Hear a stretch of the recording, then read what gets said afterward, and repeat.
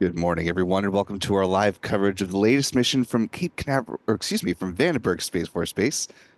It is quite early here on the East Coast and the West Coast, and well, everywhere across the United States. So, apologies for the trip up as we get started here. But I'm Will Robinson Smith, reporter for Spaceflight Now, and I'll be conducting our commentary for the duration of this coverage. It's good to be back with you for live launch commentary this morning. We believe, roughly 26 minutes and 46 seconds away from the launch of SpaceX's Falcon 9 rocket over at Vandenberg Space Force Base, sending up a batch of satellites as part of the NROL 146 mission on behalf of the National Reconnaissance Office. We will couch the T0 time in that SpaceX has been a little cagey with this one, and we have not gotten a super specific T0 on this. The launch window, though, opens up at 1 a.m. Pacific, 4 a.m. Eastern, 0800 UTC this morning. We do know that SpaceX has said that all its systems on the Falcon 9 rocket are good, and the weather is looking ideal for this overnight launch of the mission for our nation's spy agency, the NRO.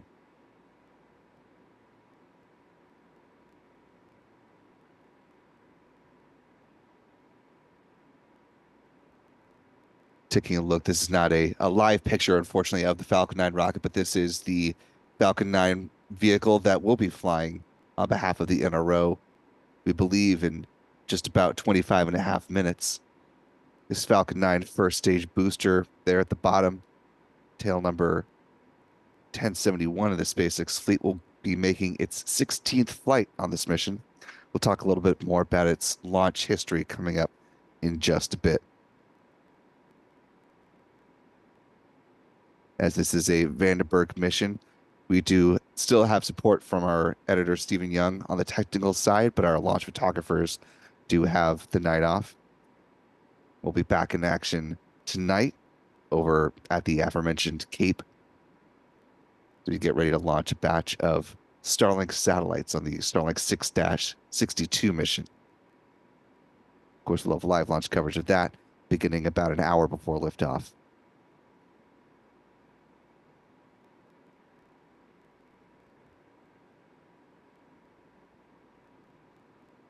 While the weather is reportedly good for the launch of the mission today, conditions may not be the most ideal for launch viewing in the immediate vicinity of Vandenberg.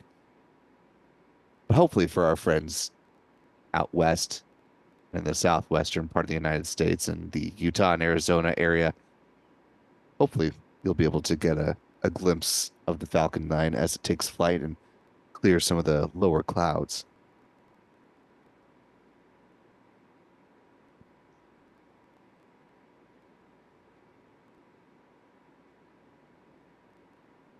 While we are watching for updates on the specific T0 time here from SpaceX, let's go ahead and step through what the countdown process is for this Falcon 9 vehicle. It's going to be what it is. We just are being a little reserved when it comes to the specific T0 time. Of course, we'll update that with more specificity as soon as we have more details. But generally speaking, for a Falcon 9 launch, all begins at the T-minus 38-minute mark when the SpaceX launch director conducts a go, no-go poll for the start of propellant load. If that go-ahead is given, prop load starts at the T-minus 35-minute mark. The loading of RP1, or rocket-grade kerosene, on both the first and second stages of the Falcon 9, and liquid oxygen at the same time is also loaded on board the Falcon 9's first stage. At the T-minus 30-minute mark, teams will start loading cryogenic helium on board the pressure vessels of the Falcon 9's first stage. That helium is used to pressurize the main propellant tanks during flight. That same process happens about 4 minutes later or so on the Falcon 9's second stage. At about T-minus 23 minutes, So just about 30 seconds ago, if they're on track towards a 1 o'clock liftoff, loading of second stage kerosene wraps up. At a T minus 20 minutes and 50 seconds thereabouts, the strong back chill down process begins, otherwise known as the big vent. Happens as the feed lines are being chilled prior to second stage liquid oxygen load, which comes up next at the T minus 16-minute mark. At T minus 7 minutes, the Falcon 9 engine chill down begins and involves flowing a small amount of liquid oxygen through the plumbing and turbo pumps. Helps protect the engines from the risk of thermal shock and damage during the startup sequence. About 6 minutes out, the first stage kerosene tank should be full. Then at T minus 4.5 minutes, the strong back retract sequence begins. It starts with the clamp arms underneath the payload fairings opening up, and then the transporter erector here in Vandenberg reclines about 13 degrees away from the Falcon 9 rocket. It stays in that position until liftoff. About 3 minutes out, the first stage LOX tank is full. Same thing at the 2 minute mark for the second stage liquid oxygen tank, marking the end of fueling. And at that point, the Falcon 9 is loaded with 1 million pounds of propellant. In the final 60 seconds, control of the countdown is handed over from the ground sequencer to the Falcon 9's onboard flight computers. The propellant tanks are brought up to flight pressure.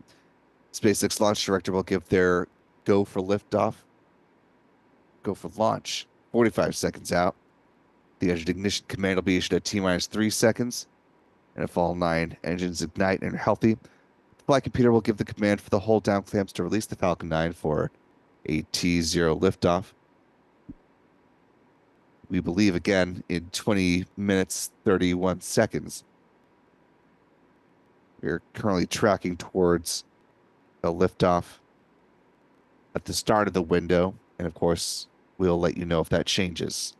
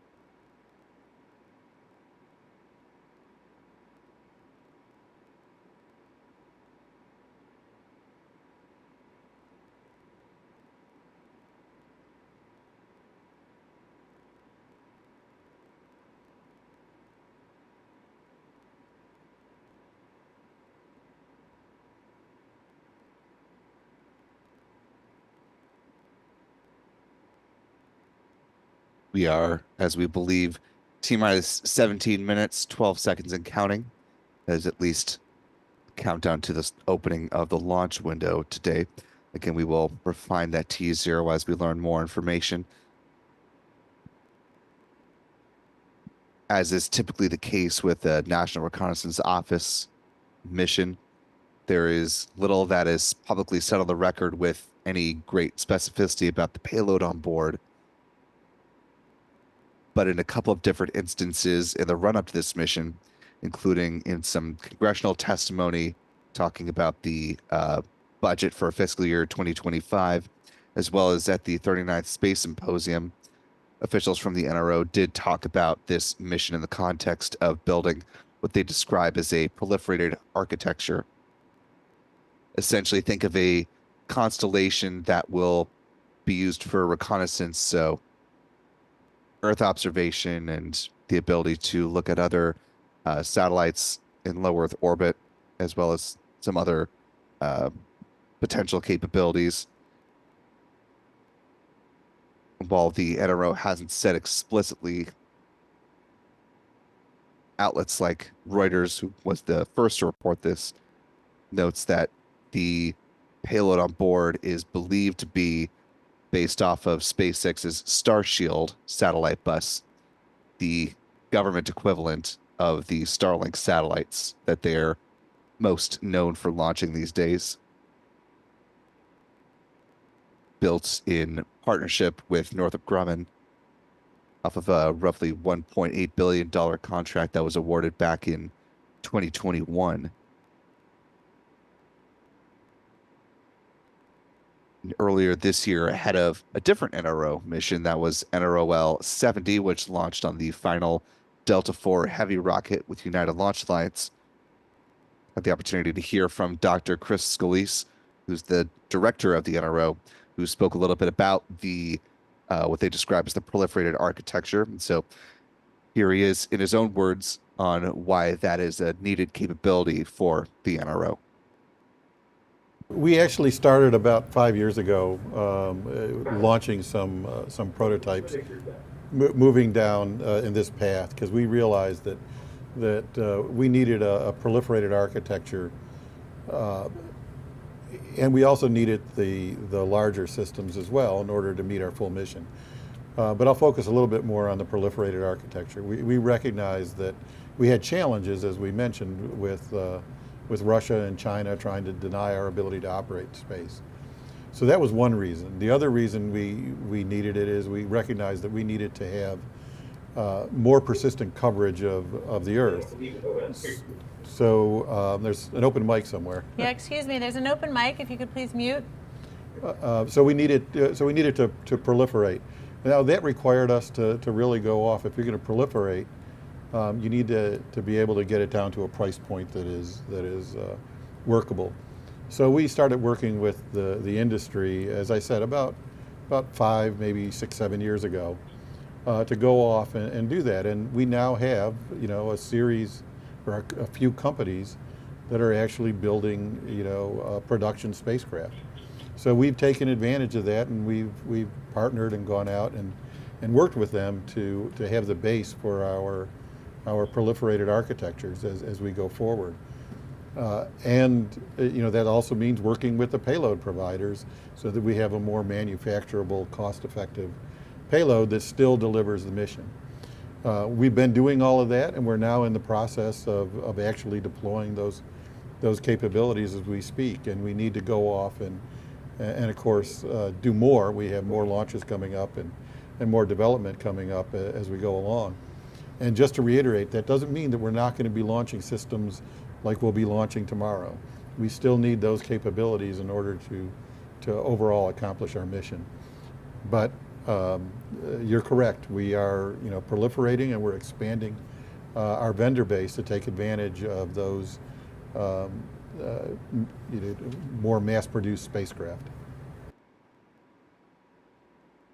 And again, that was Dr. Chris Scalise with the National Reconnaissance Office. Just to clarify a little bit of what he was saying there on the back end, as much as we can, he was responding to a question about the need from the NRO for large launch vehicles, for large satellites, as has historically been the case with ULA and the Delta IV Heavy rocket.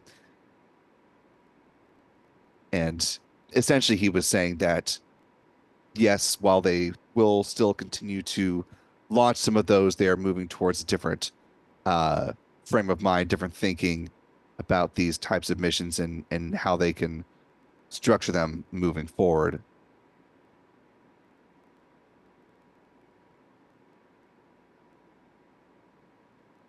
Also, a little bit of housekeeping before we believe get some views from SpaceX in the next couple of moments here from Space Launch Complex 4 East. Do want to thank the little more than 800 of you that are joining with us live this morning. If you haven't already, be sure to hit that like button and allow some more folks to find their way in and share the stream. Our thanks to the moderators here in the live chat. I see Callistia Lee is with us this morning. Some of the other mods may be uh, still hitting the hay as it is quite early today. So appreciate you, Callistia, helping us out this morning. We're also powered by a wonderful channel member community here on YouTube. So thanks to folks like Pikes Peak Aquatics, KH, I Am Lita, Psychonaut 69, TMLKH, Craig RS, Distributor 69, and others. Channel membership comes with a number of perks, including discounts at our online shop, shop.spaceflightnow.com, access to member-only videos, the ability to watch our liftoff moments from the Cape in 4K.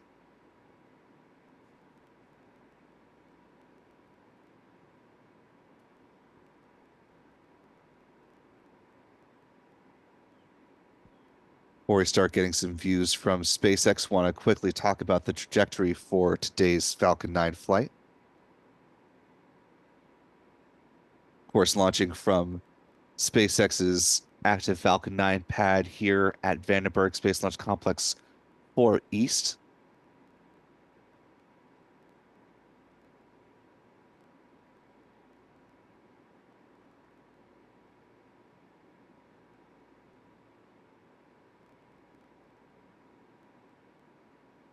Once the Falcon 9 rocket leaves the pad, it will fly in a somewhat southerly direction. Path of that orange line there will be for the Falcon 9 first stage landing on the drone ship. Of course, I Still Love You. Just a little more than 8 minutes after liftoff. This will be the 91st such landing on this particular drone ship and the 310th overall booster landing to date.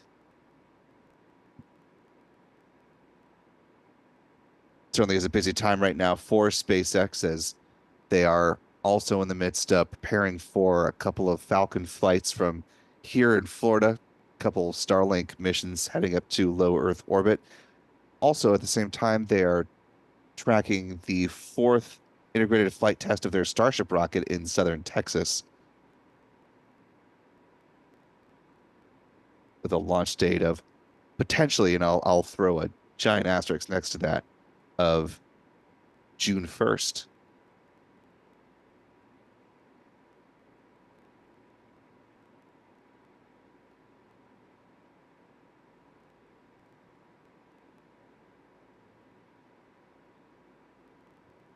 And we do have, and I will couch this in air quotes,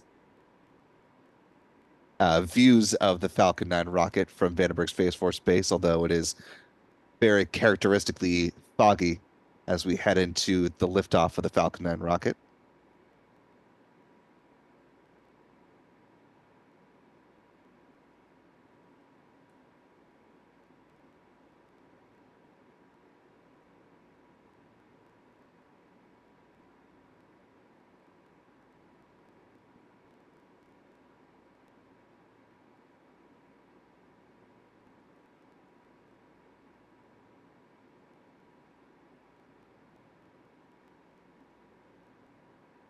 One last note on the NRO mission here. Dr. Troy Mink when he gave his keynote address at the 39th Space Symposium in Colorado, noted that this was the first of potentially, as he described it, quote, approximately half a dozen of these launches that are planned for 2024, with additional launches expected through 2028. NRO has not said any more about when these launches will be happening, but of course we will keep an eye on that when more details are available, and of course be here with you for live launch coverage when they happen.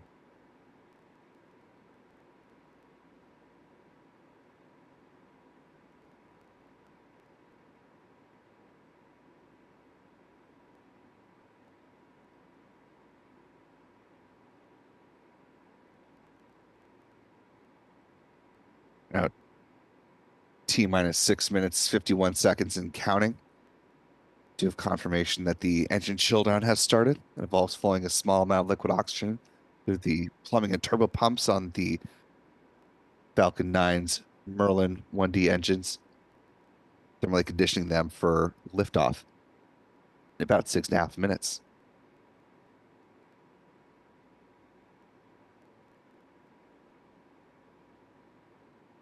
Taking a look at the live chat, want to thank a few folks for their support tonight. Want to welcome Pikes Peak Aquatics joining us, the channel membership at the pad leader level. Same as Valerie Harris. So welcome aboard. Glad to have you with us. Our thanks as well to channel member and moderator Callisti Lee for gifting 10 Spacelight Now memberships. Psycho Not for gifting 1. And Janine, who's been a member for 7 months, saying, thanks. I've never been disappointed. I really appreciate all of you here in our community. And I got a quick glimpse of the drone ship that'll be landing or getting ready to catch this booster about 8 minutes after liftoff. Also want to thank a few folks for super chats here in the live chat. Michael McRoy for $4 super chats across 2. Thank you so much, Michael. Different Michael Hildreth for a $5 super chat. Thank you so much, Michael, for your support tonight or this morning. And I'm Lita, $5 super chat saying hello, Spaceflight Now family. Good morning to you, Lita.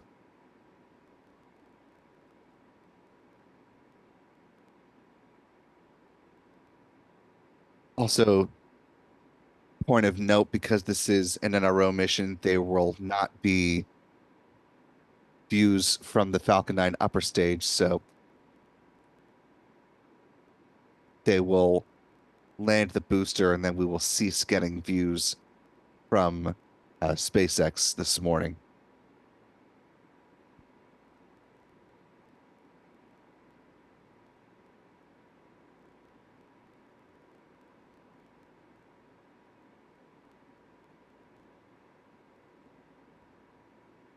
We do have confirmation that the strong back retract sequence is underway. It's going to be pretty tough to actually see it given all this fog. But the clamp arms underneath the payload fairings are starting to open up, and then the transporter erector or the strong back will recline about 13 degrees away from the Falcon 9 rocket.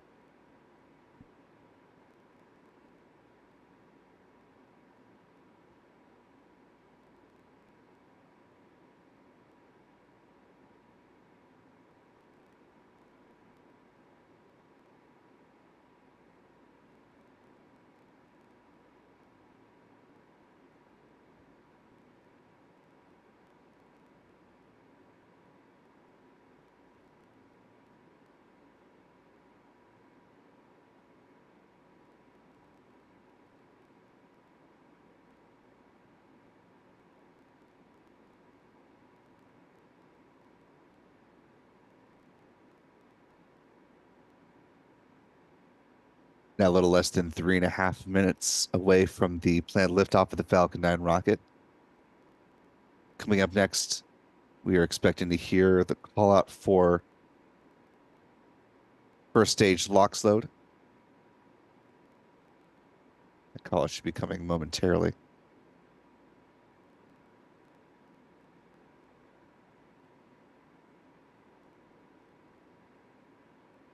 We did hear a call off for stage 1 LOX load complete.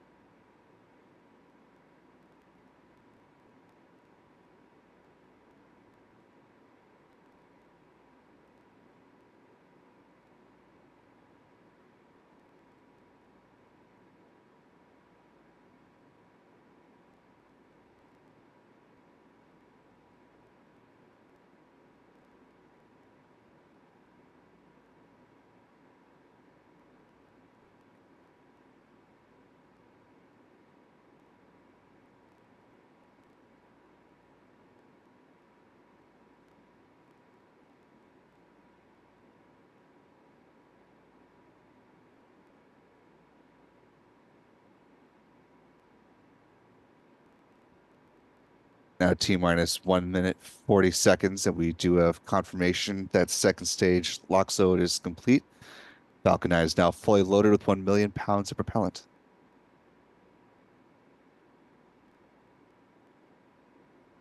Seeing a little bit of extra fog here, but that is not in fact fog. That is the ground gas closeouts. We're coming into the final count. Let's go ahead and listen in for that 1 minute call.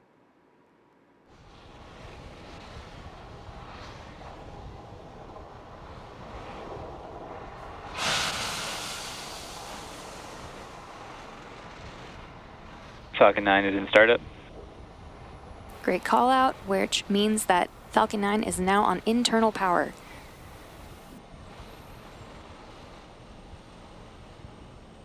LT is go for launch. And there you heard the LT give the final go for launch. So let's sit back and watch. Those final callouts were just about 30. Yeah, you heard it, 30 seconds away from the liftoff of the Falcon 9 rocket. Systems appear to be in good order. The weather, while not great for visibility, seems to be cooperating for a liftoff. T-minus 15 seconds. 15 seconds. So let's go ahead and listen into the final count. T-minus we'll see 10, on the other 9, side. 8, 7, 6, 5, 4, 3, 2, 1. Ignition. And liftoff Falcon 9. Go and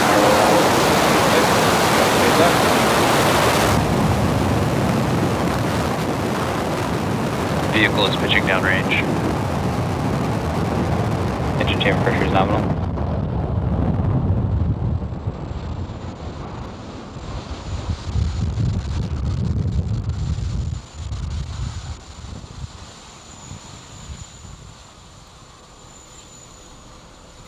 So at T plus 30 seconds, Falcon 9 has successfully lifted off from Slick 4E and throttled down to prepare for max Q at T plus 1 minute. And max Q is the moment in flight with the highest amount of aerodynamic pressure and stress on the vehicle.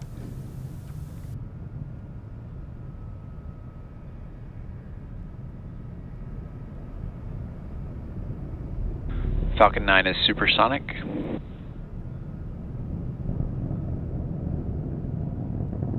That call out, the Falcon 9 now traveling faster than the speed of sound. A good liftoff here, a little more than a minute into flight. Max Q. There we just had max Q. So with that call out, we now have 3 events coming up in quick succession, starting with MECO, followed by stage SEP, and then SES-1. MECO, or main engine cutoff, is where all 9 M1D engines shut off to slow the vehicle down in preparation for stage separation, which is where the first and second stages separate from one another. Then stage 2 will continue to second engine start 1, or SES-1, and that is where the single MVAC engine lights up and propels the second stage to orbit. Kill. In addition to these 3 major events, the fairing halves will separate less than a minute after SES-1, so keep an eye out for all of those events. Vehicle is following a nominal trajectory in around 30 seconds from now. And as a reminder, we will not have any stage 2 views of separation at the request of our customer.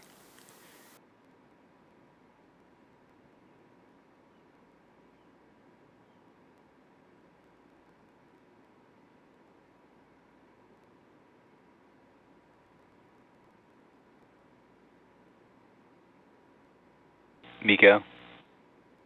Stage separation confirmed. And we have confirmation of main engine cutoff and stage separation, MVAC startup. SES1, coming up in a few seconds.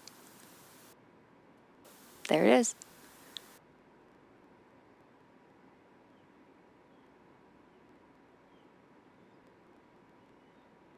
We are expecting to hear the call out for fairing separation in a couple seconds from now, but we won't see this. We will be attempting to retrieve these fairing halves once they fall back down to Earth using our recovery ship, Go Beyond.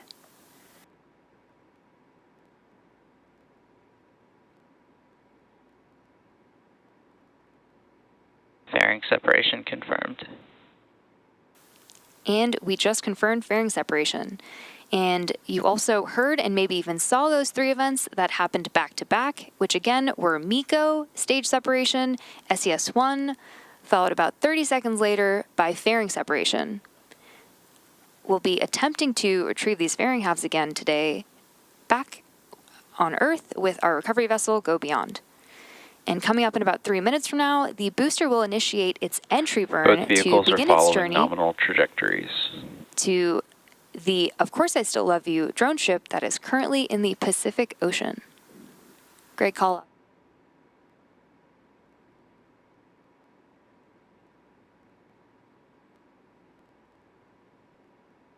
And as you've seen, it's been a good mission so far for SpaceX on support of the NRO.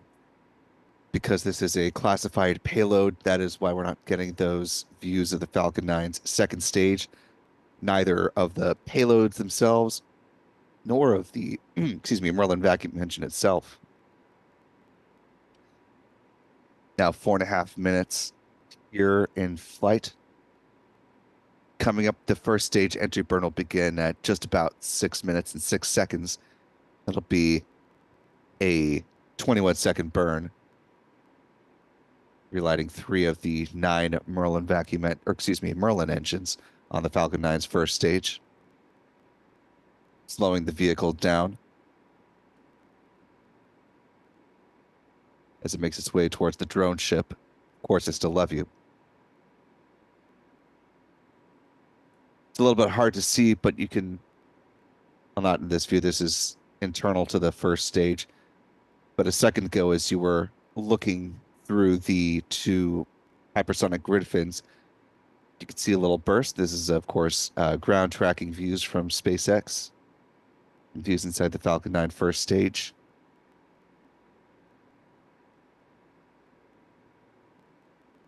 Or technically the inner stage. Those bursts you see occasionally are the cold gas thrusters that are used to change the attitude or the positioning of the vehicle, its orientation as it's making its way down toward the drone ship. We're just about 10 seconds away now from the start of that entry burn.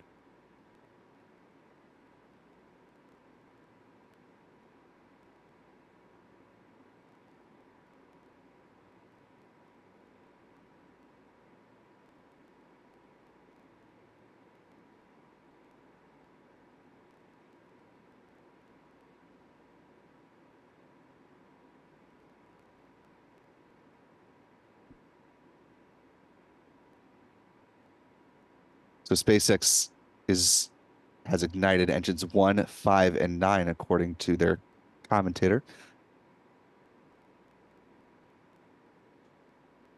You can see the speedometer now continuing to now slow down. As the Falcon 9 first stage booster is also hitting some atmospheric drag as well. Here, a call up from SpaceX that both the Falcon 9 first and second stages following nominal trajectories, so continuing on course as planned. So far, so good for the NRO 146 mission.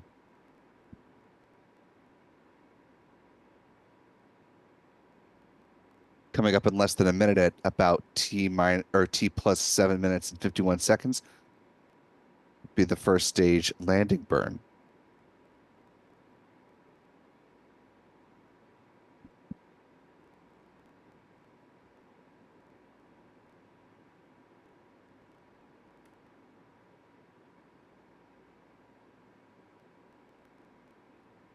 Now just about 10 seconds away from the start of the landing burn.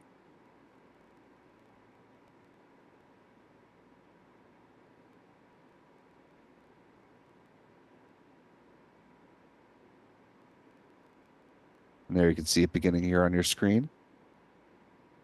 Views from the drone ship should be coming up shortly.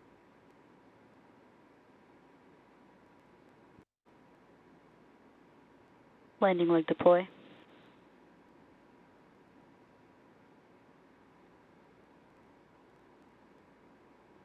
Stage 1 landing confirmed.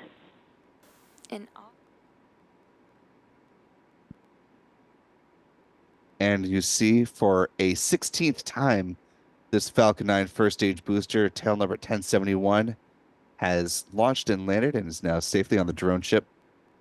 Of course, I still love you.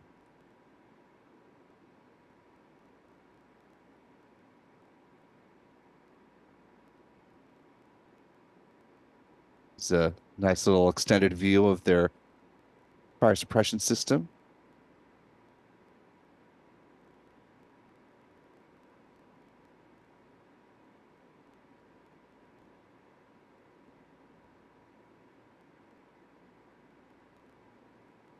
Nice extended view here of the booster on the drone ship.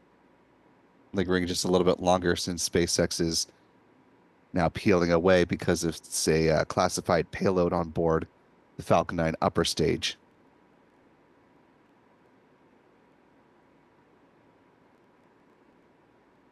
Taking a look back here at the live chat, want to thank a few more folks for their support, and then we'll close out as we always do with a look at the upgraded mission stats now that we've got a good liftoff and landing of the Falcon 9 first stage booster. Our thanks to channel members KH for a $10 super chat. Thank you so much, KH. Our newest channel member, Maury Collins, joining us at the pad leader level. Really appreciate that, Maury. Glad to have you with us. Welcome aboard. Pikes Peak Aquatics with a $1 super chat. Thanks so much for some extra support there, Pikes, at the end here. Callistia Lee with a $20 super chat. Really appreciate that, Callistia, for your generosity here this very, very early morning hour. Callistia says, thanks, Will, and Spaceflight Now. Excellent coverage as always. Now go get some sleep. And we'll do just that in just a few moments. And lastly, though, want to thank 1865 Pecho for $5 super chat.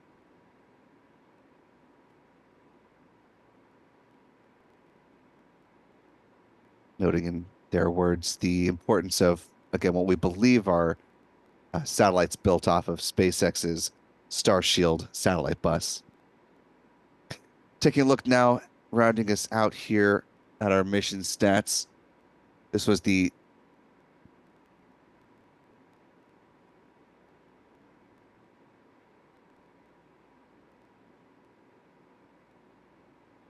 This was the 16th flight of booster. The little typo there, 1071 is the one that flew today. This was SpaceX's 337th Falcon 9 launch to date, the 52nd Falcon 9 launch of 2024. The 53rd launch overall of the year, if you include the third integrated flight test of their Starship rocket just a couple months ago, as they're now getting ready for the fourth, coming up potentially as soon as June 1st. This was the 114th orbital launch in the last 365 days. This was the 78th orbital launch from Space Launch Complex 4 East and the 146th overall orbital launch from that pad. And the 17th orbital launch from Vandenberg this year. Moving on to some recovery stats. This was the 91st landing on the drone ship, Of Course I Still Love You.